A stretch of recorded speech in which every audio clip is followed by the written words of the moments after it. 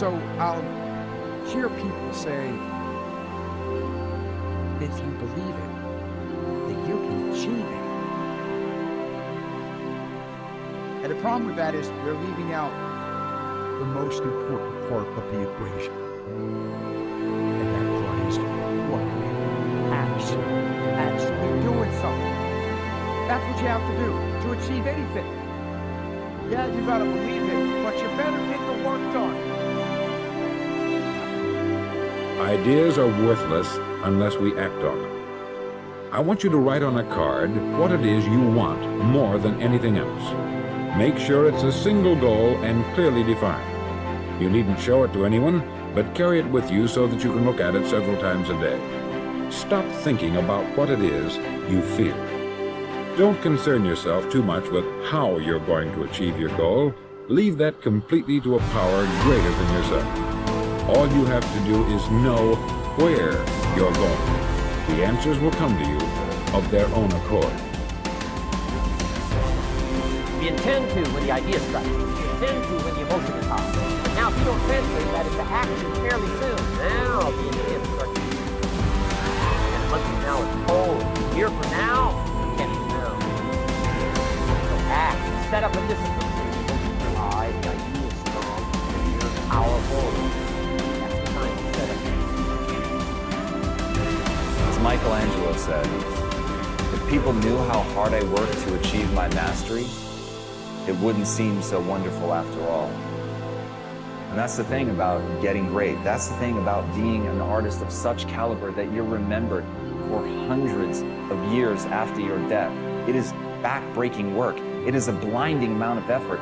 And that's the secret. At the end of the day, if you know what you want, it's only a question of whether you're willing to pay the price to get there. So ask yourself, are you willing to pay the price?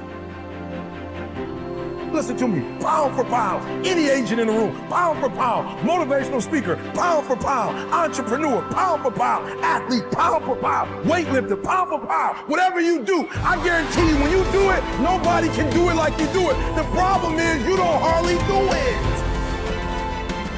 You love sleep too much. You love that alcohol too much. You love that substance too much. You love that vice too much. There's something that you love more than yourself, than your dream, than your goal. You've got to get into the flow of action when you want something out of life. You've got to be willing to go into action. Don't wait around for things to be just right. Don't wait for things to be perfect. Don't wait for the ideal situation. It will never be ideal. Do what you can, where you are with what you have. This is the day. Do what you're supposed to do. You ain't no boy no more. You don't need their approval. You're talented enough. God made you. You got everything you need. I have a very strong belief that everything that comes into your life is supposed to, and every condition of your life is part of the perfection of it, and that there's a blessing in all of it, and that there are no accidents, that it's a perfect, absolutely, totally perfect universe. Everybody that you meet for a reason. Everybody you're sitting next to, you're there for a reason. You can either take advantage of it or not. You have choices to make throughout it all. At the same moment, there's an opportunity in it, and I never look back with anything but gratitude for all that was handed to me, because I learned firsthand as a very young boy how to be self-reliant, how to take responsibility for myself, how not to blame other people for it, and to find something positive in it, and always did. So that little old lady who's driving in front of you at 20 miles an hour with the 1976 Cadillac, cream-colored, you all see her, she's everywhere.